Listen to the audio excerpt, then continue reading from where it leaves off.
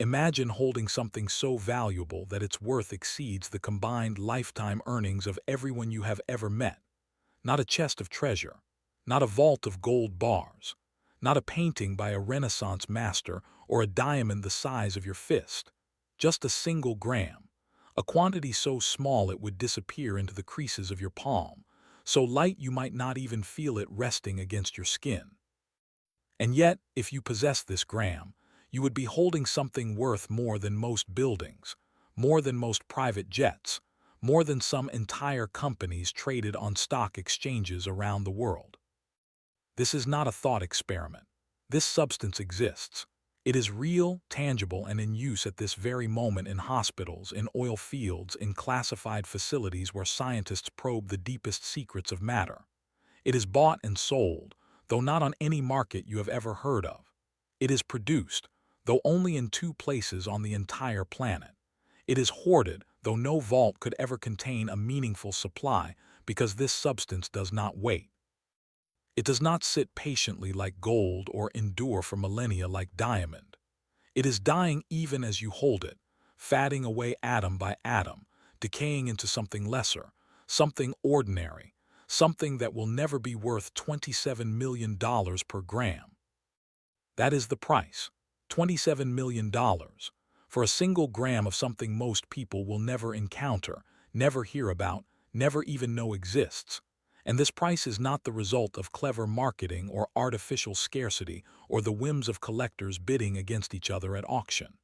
This price is dictated by something far more absolute, far more unforgiving than human desire. This price is dictated by the laws of physics themselves. To understand what we are talking about, you must first let go of almost everything you think you know about value and rarity. You must forget gold, which despite its reputation as the ultimate store of wealth, is actually surprisingly common. There are approximately 200,000 tons of gold in human possession right now, with more being mined every day. You must forget diamonds, which are little more than crystallized carbon, abundant in the Earth's mantle and increasingly synthesized in laboratories. You must even forget platinum and rhodium and all the other so-called precious metals, because what we are discussing exists on an entirely different plane of scarcity. The substance in question is an element, not a compound, not a mixture, not a manufactured material, but one of the fundamental building blocks of all matter in the universe.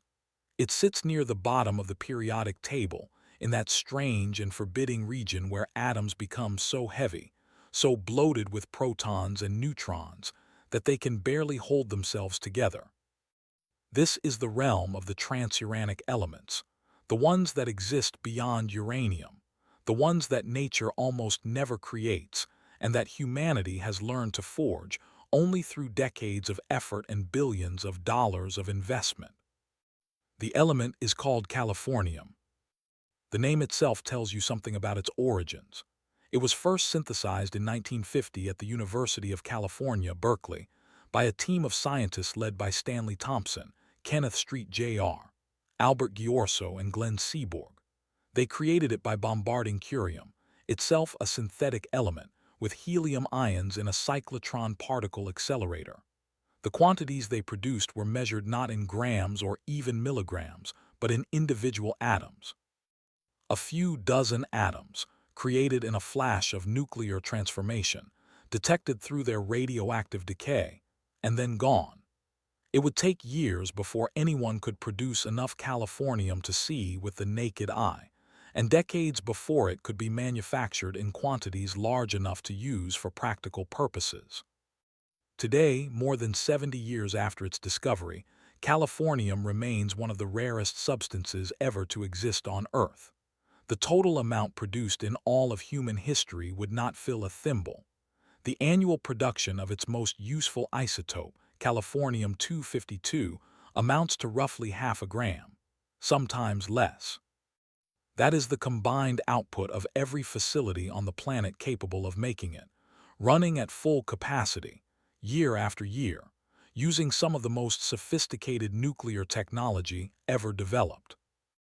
Half a gram per year. To put this in perspective, Consider that the world produces approximately 3,000 tons of gold annually. That is 6 billion grams. The ratio of gold production to californium production is roughly 12 billion to 1. For every atom of californium created, 12 billion atoms of gold are dug from the earth, refined, and added to the global supply. And gold is already considered rare. Or consider this. If you gathered every microgram of californium-252 currently in existence, every atom of it held in laboratories and hospitals and industrial facilities around the world, you would have a quantity measured in grams. Perhaps 10 grams, perhaps 15.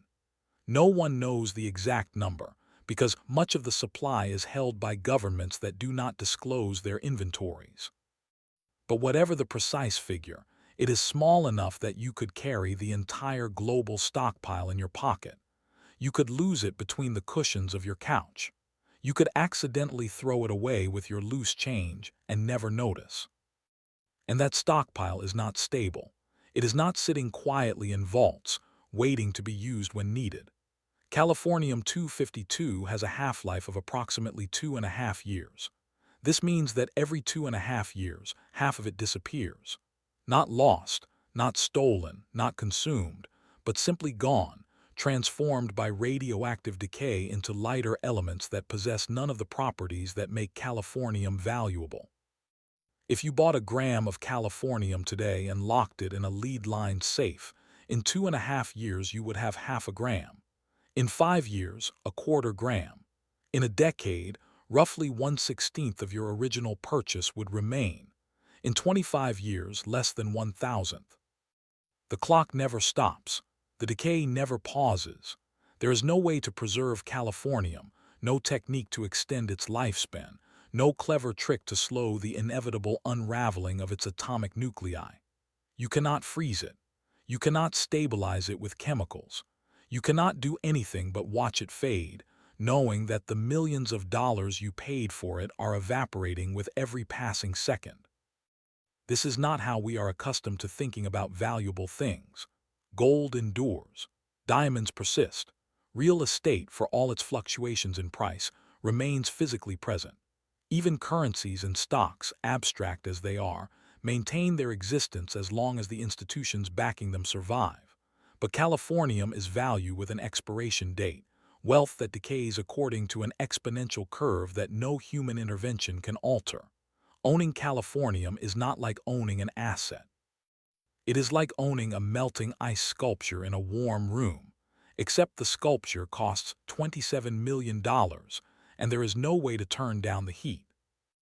Why then does anyone pay this price? Why does anyone invest millions of dollars in something that will be half gone before the lease on their car expires?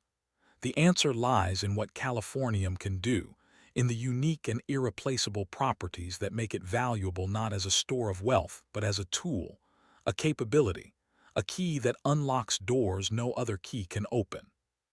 Californium-252 is quite simply one of the most remarkable neutron sources ever discovered.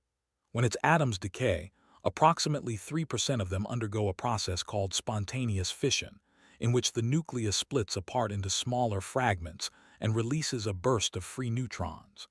These neutrons are extraordinarily energetic and extraordinarily penetrating. They can pass through materials that stop almost every other form of radiation. They can interact with atomic nuclei in ways that reveal information invisible to X-rays, gamma rays, or any other probe. They can trigger nuclear reactions, activate dormant materials, and illuminate the hidden structure of matter in ways that nothing else can match. A single microgram of californium-252, a quantity invisible to the naked eye, emits roughly 170 million neutrons per minute. A single gram emits more than 100 billion neutrons per second. This is a staggering rate, an intensity that would require a small nuclear reactor to replicate through any other means. And yet californium achieves it passively, continuously, without any external power source or complex machinery. It simply sits there and radiates, pouring out neutrons like a tiny sun until it decays away to nothing. This capability has made californium essential to applications that most people have never heard of, applications that nonetheless touch their lives in profound ways. Consider the oil and gas industry. When engineers drill a well, they need to understand the geology of the rock formations thousands of feet below the surface. They need to know where the oil is, where the water is, where the impermeable barriers lie that might trap or release hydrocarbons. They cannot simply dig up samples from these depths, at least not easily or cheaply. Instead, they lower instruments called well logging tools into the borehole, instruments equipped with sensors that can analyze the surrounding rock without ever touching it. One of the most powerful of these instruments uses californium as a neutron source. The neutrons penetrate the rock, interact with the nuclei of the atoms within it, and produce secondary radiation that the instrument detects. From this data, engineers can determine the porosity of the rock, its fluid content, its mineral composition, and its potential for producing oil or gas. A single californium source might be used in dozens or even hundreds of wells over its operational lifetime, guiding decisions worth billions of dollars. The cost of the californium, exorbitant as it seems in isolation, is trivial compared to the value of the information it provides. Consider medicine.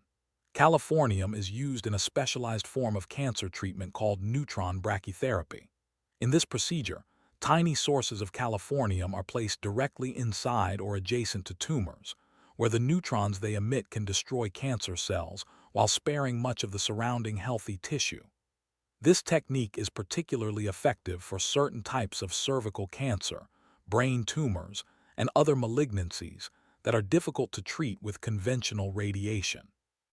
The neutrons from californium have a different biological effect than X-rays or gamma rays, making them effective against tumors that have developed resistance to other forms of radiotherapy. Thousands of patients have been treated with californium brachytherapy. For many of them, it represented the best available option, the treatment most likely to extend their lives or achieve remission. The element that costs $27 million per gram has saved lives that are, by any meaningful standard, priceless. And no substitute exists. There is no other material that can be safely implanted in the body and deliver the same intensity of neutron radiation. Californium is not merely useful for this application. It is irreplaceable. Consider security. In a world where the threat of nuclear terrorism is taken seriously by every major government, the ability to detect hidden nuclear materials is not a luxury but a necessity. Uranium and plutonium, the fissile materials used in nuclear weapons, can be shielded by lead or steel to hide the gamma rays they emit, but they cannot easily hide from neutrons. When a neutron from a californium source strikes a fissile nucleus, it can induce additional fission, producing a characteristic burst of secondary neutrons and gamma rays that reveals the presence of the hidden material. Californium-based detectors are deployed at ports, border crossings, and sensitive facilities around the world. They scan cargo containers, vehicles, and packages, looking for the telltale signatures of nuclear contraband. The details of these systems are often classified, but their importance is undeniable. In a nightmare scenario where a terrorist organization attempts to smuggle a nuclear device into a major city, the californium in a neutron scanner might be the last line of defense, the final checkpoint that prevents catastrophe. The value of such prevention cannot be calculated, but it vastly exceeds the cost of the californium itself. Consider scientific research. Californium serves as a neutron source for studying the fundamental properties of materials. Scientists use it to probe the atomic structure of metals, ceramics, polymers, and biological molecules. They use it to understand how materials behave under extreme conditions, how they respond to radiation damage, how their atoms are arranged in space. They use it to calibrate instruments, test new detector technologies, and explore phenomena that cannot be investigated any other way. The discoveries enabled by californium ripple outward through physics, chemistry, engineering, and medicine. New materials developed using californium-based techniques find their way into aircraft, electronics, medical implants, and countless other applications. The knowledge gained from californium-enabled experiments informs the design of nuclear reactors, the development of radiation therapies, and the understanding of fundamental nuclear physics. The element is a tool for unlocking secrets, and the secrets it unlocks have value far beyond the narrow confines of the laboratory. All of these applications explain why the price is paid. They demonstrate that californium is not valuable in the abstract sense of a collectible or a status symbol, but in the concrete sense of a technology that enables other technologies, a capability that creates other capabilities. But they do not fully capture the strangeness of californium's situation, the way it defies our ordinary intuitions about economics and value. In most markets, high prices create incentives for increased production. If gold becomes expensive, mining companies open new mines, invest in more efficient extraction technologies, and bring more gold to market. If oil becomes expensive, drilling rigs deploy to previously marginal fields, and supply expands to meet demand. The relationship between price and supply is elastic, responsive, ultimately self-correcting. High prices are signals, and the market responds to those signals by producing more of whatever is in demand. Californium does not work this way. The price has been astronomical for decades, and yet production has not significantly increased. Demand continues to grow, driven by expanding medical applications, heightened security concerns, and new research opportunities. And yet the supply remains stubbornly, frustratingly, impossibly limited. Not because producers are withholding it to keep prices high, not because investors are hoarding it in vaults, but because the universe itself has imposed a ceiling on how much californium can be made. To understand this ceiling, you must understand how californium is produced. It is not mined, because it does not exist in nature. It is not synthesized through ordinary chemistry, because no chemical reaction can create new elements. It is manufactured through nuclear transmutation, a process in which atomic nuclei are fundamentally altered by absorbing or emitting subatomic particles. The starting point for californium production is curium, specifically the isotope curium-244 or curium-246. Curium is itself a synthetic element, produced by irradiating plutonium or americium in a nuclear reactor. Obtaining curium in sufficient quantities is already a major undertaking, requiring years of reactor operation and complex chemical processing. But curium is only the beginning. To transform curium into californium, you must place it inside one of the most powerful neutron sources ever constructed, a high-flux research reactor. These are not ordinary power reactors. They are specialized machines designed to produce the most intense possible flux of neutrons, flooding their target materials with particles at rates that would damage or destroy any normal reactor fuel. Only a handful of such reactors exist in the world, and only 2 are routinely used for californium production. The high-flux isotope reactor at Oak Ridge National Laboratory in Tennessee, and the Research Institute of Atomic Reactors in Dimitrovgrad, Russia. The curium target is placed in the reactor and subjected to continuous neutron bombardment. Over months and years, some of the curium nuclei absorb additional neutrons, one at a time, slowly climbing the ladder of atomic mass. Curium-244 becomes curium-245. Curium-245 becomes curium-246. The process continues, atom by atom, with each step requiring another successful neutron capture, another moment of nuclear transformation. But the ladder is not easy to climb. At each step, there is competition between neutron absorption and radioactive decay. Some nuclei decay before they can absorb another neutron, falling back down the ladder or transforming into different elements entirely. Others absorb neutrons but undergo fission, splitting apart and leaving the transmutation chain forever.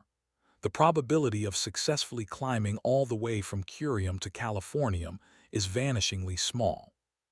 For every million curium atoms placed in the reactor, only a tiny fraction will eventually become californium.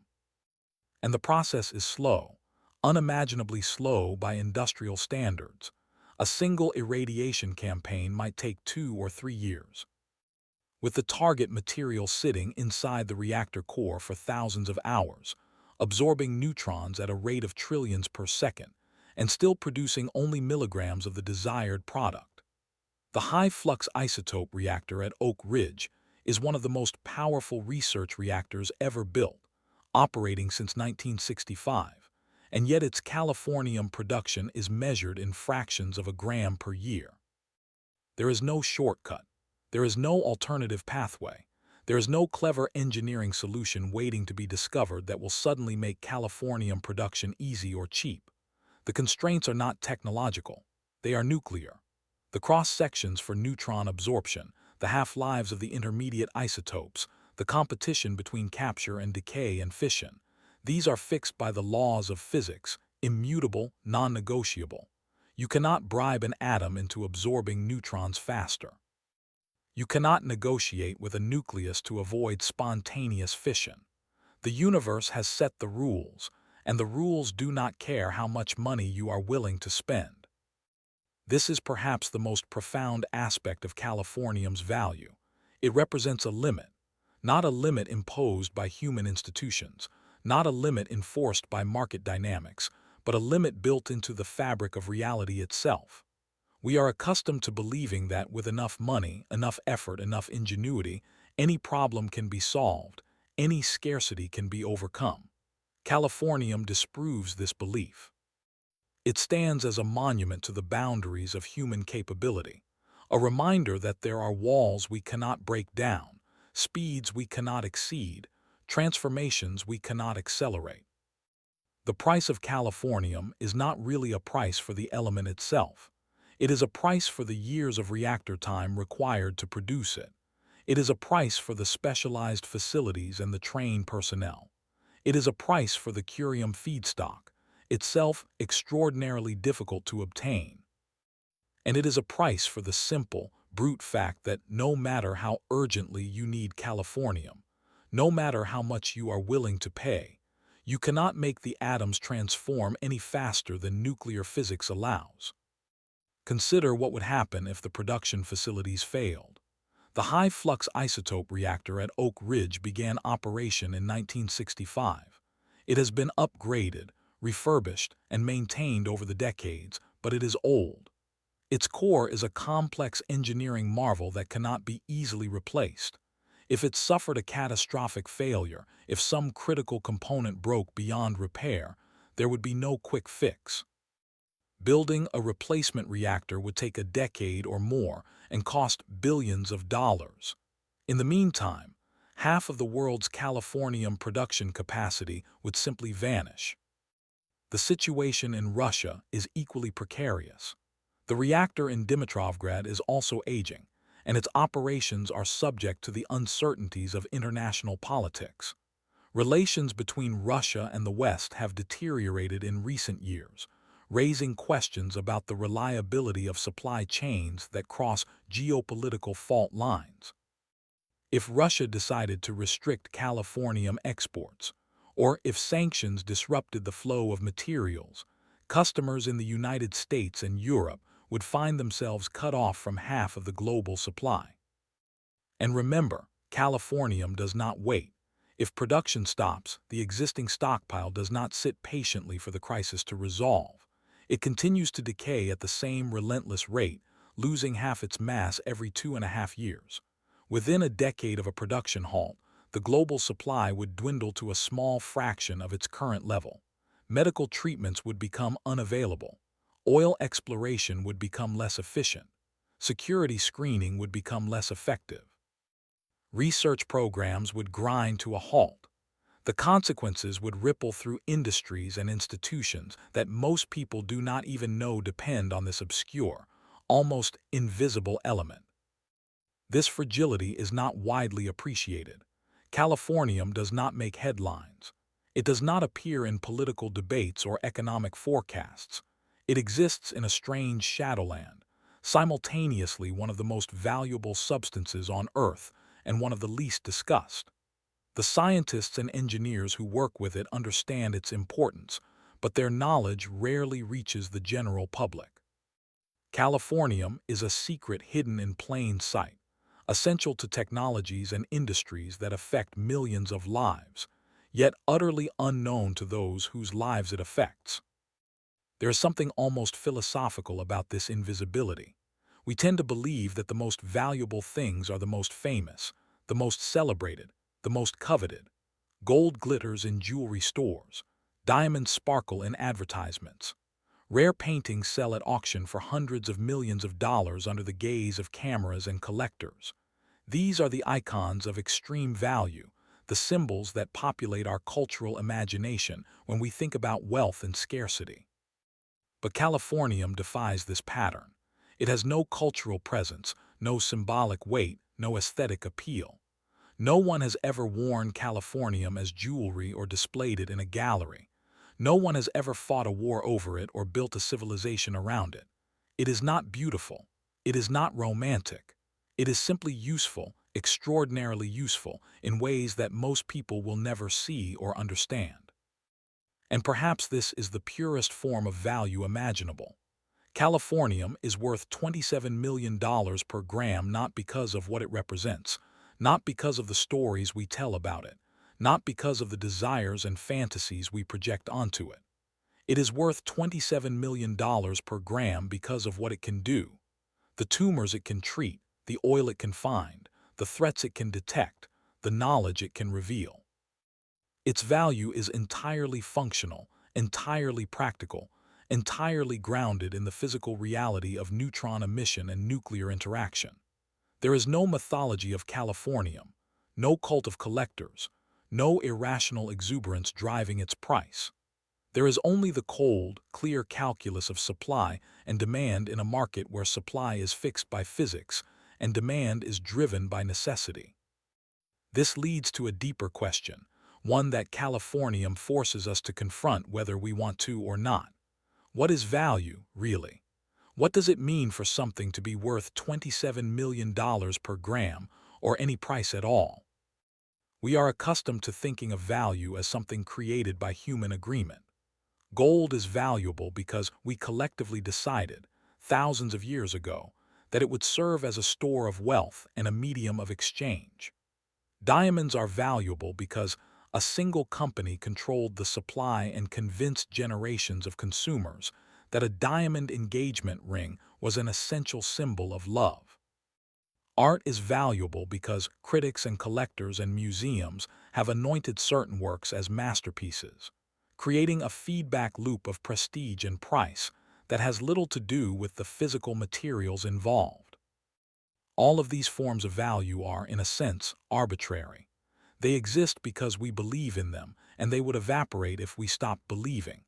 If tomorrow everyone on Earth decided that gold was worthless, it would become worthless. Its monetary value is a shared fiction, a collective agreement that works only because enough people participate in it. The same is true of diamonds, of art, of luxury goods of every description. Their prices are supported by stories, by beliefs, by the invisible architecture of culture and psychology. Californium is different. Its value is not a story. It is a fact. The neutrons it emits are real, measurable, detectable. The cancers it treats are real, physical diseases affecting real human bodies. The oil it helps locate is real, combustible, convertible into energy and money. The nuclear materials it detects are real threats, real dangers, real objects that could kill millions if not discovered in time. You could gather every skeptic on the planet, convince them that Californium is worthless, and the price would not change. The hospitals would still need it for brachytherapy. The oil companies would still need it for well logging. The security agencies would still need it for threat detection. The demand is not created by belief. It is created by necessity. And the supply is not limited by human decision. It is limited by physics. This is perhaps the most important point. the one that sets californium apart from everything else we consider valuable. Gold is scarce because there is only so much of it in the Earth's crust, but we could, in principle, mine more if we were willing to dig deeper, process lower-grade ores, invest in more ambitious extraction technologies. Diamonds are scarce only in the sense that supply is controlled by cartels and cultural norms. Industrial diamonds can be synthesized cheaply and in large quantities. But californium cannot be made faster, not with any technology we possess, not with any technology we can imagine. The limit is not economic, it is nuclear. In this sense, californium reveals something true about the universe that most expensive things obscure. There are hard limits. There are constraints that no amount of money or desire can overcome. We live in a cosmos governed by laws, by equations, by relationships between mass and energy and time that admit no exceptions. The speed of light cannot be exceeded. Entropy cannot be reversed. And certain elements cannot be produced faster than the nuclear reactions that create them allow. This is humbling. It is a reminder that for all our technological progress, for all our ability to reshape the world according to our desires, there are boundaries we cannot cross. The periodic table is not a menu from which we can order at will. The physics of nuclear decay is not a negotiation in which we can bargain for better terms. We are embedded in a universe that has its own priorities, its own constraints, its own absolute indifference to human wishes. And yet within these constraints, we have achieved remarkable things. We have built reactors that can transmute one element into another. We have learned to harness the energy of nuclear fission, and soon perhaps nuclear fusion. We have created elements that do not exist in nature, extending the periodic table into regions that no star, no supernova, no cosmic process has ever explored. Californium is not just a limit, it is also a triumph. It is proof that we can reach into the heart of the atom and rearrange its contents according to our needs, even if we cannot do so as quickly or as cheaply as we might wish.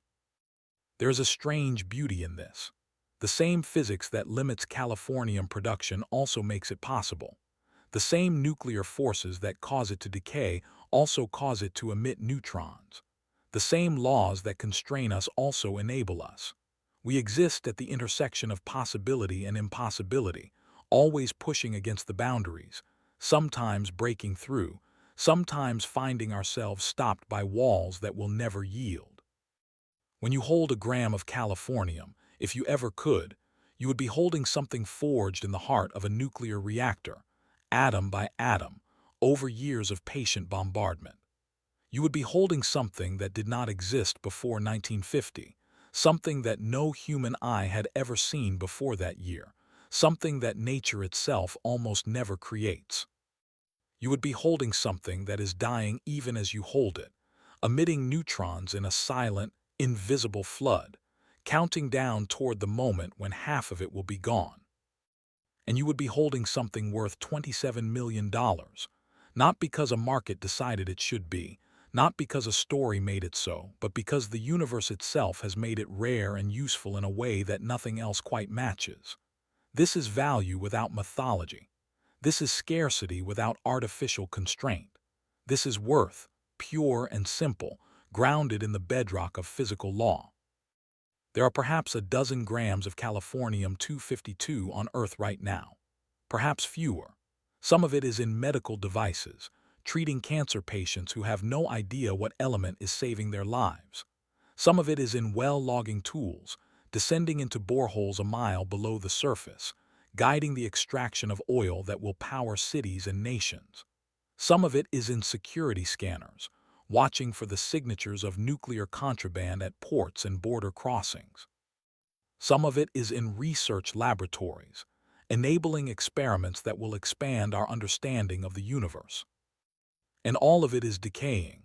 Right now, at this very moment, atoms of californium are splitting apart, releasing their neutrons, transforming into lighter elements. The global stockpile is shrinking, second by second, and only the continued operation of two aging reactors stands between us and a future without californium at all. This is the situation. This is the reality. There is no reserve waiting in some government vault to be released in an emergency. There is no backup plan if the reactors fail. There is only the ongoing effort, the continuous production, the race against decay that never ends and can never be won, only sustained indefinitely through constant vigilance and investment. Perhaps the most remarkable thing about californium is not its price or its scarcity or its unique properties, but the simple fact that we continue to make it at all. The expense is enormous. The effort is immense. The yield is measured in milligrams. And yet we persist because the alternative, a world without californium, is worse. The patients who need brachytherapy, the engineers who need well-logging data, the security personnel who need neutron detectors.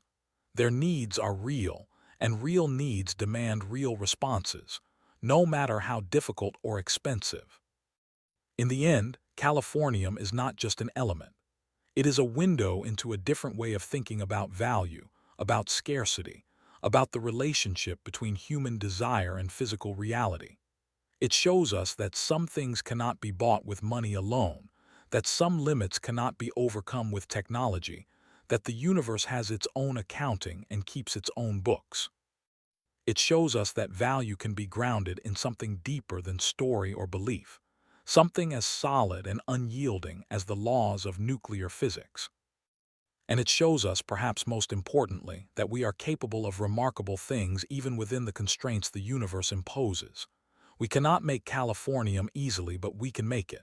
We cannot make it quickly, but we can make it continuously. We cannot make it cheaply, but we can make it worth the price. In the face of limits that admit no exceptions, we have found a way to do what needs to be done, atom by atom, neutron by neutron, year after year. Somewhere right now, in a reactor in Tennessee or Russia, curium atoms are absorbing neutrons, climbing the ladder toward californium, some of them making it all the way, most of them falling short. Somewhere right now, a microgram of californium is being loaded into a medical device, a well-logging tool, a security scanner. Somewhere right now, a neutron is being emitted, invisible and silent, doing the work that only californium can do. And somewhere right now, an atom of californium is decaying, transforming, ceasing to be what it was, its brief existence ending as all things must end. $27 million per gram, half a gram per year, a half-life of 30 months. These are the numbers that define something at the far frontier of human capability, something that exists because we willed it into existence and persists only as long as we continue willing it. There is no californium mine waiting to be discovered. There is no technological breakthrough that will suddenly make it abundant.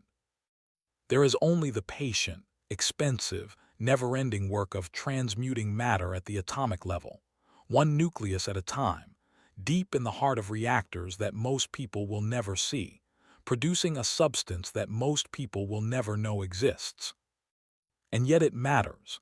It matters to the patient whose tumor shrinks because of neutrons from a californium source. It matters to the engineer whose drilling decision is guided by data from a californium detector. It matters to the security officer whose scanner reveals what was hidden, prevents what was planned, protects what might otherwise have been destroyed. It matters in ways that are invisible and uncelebrated and essential, the kind of mattering that does not make headlines but quietly makes the world work. This is the story of californium. This is why it costs what it costs. This is why, in a universe filled with things that glitter and shine and attract our endless fascination, this quiet, invisible, almost unknown element might be the most precious substance of all. Not because we have decided it should be, but because the universe itself, in its vast indifference, has made it so. And before that fact, before that reality, all our stories about value, all our theories about markets, all our assumptions about what things should cost, fall silent.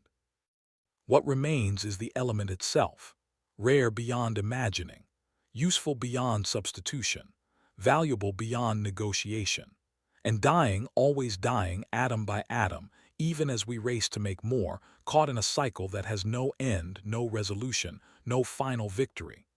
Just the ongoing work, the endless effort, the stubborn human insistence on having what the universe gives up only reluctantly, one neutron capture at a time. That is Californium. That is its price. And that is its meaning, if meaning is something that can be found in the cold equations of nuclear physics and the strange, improbable persistence of human need.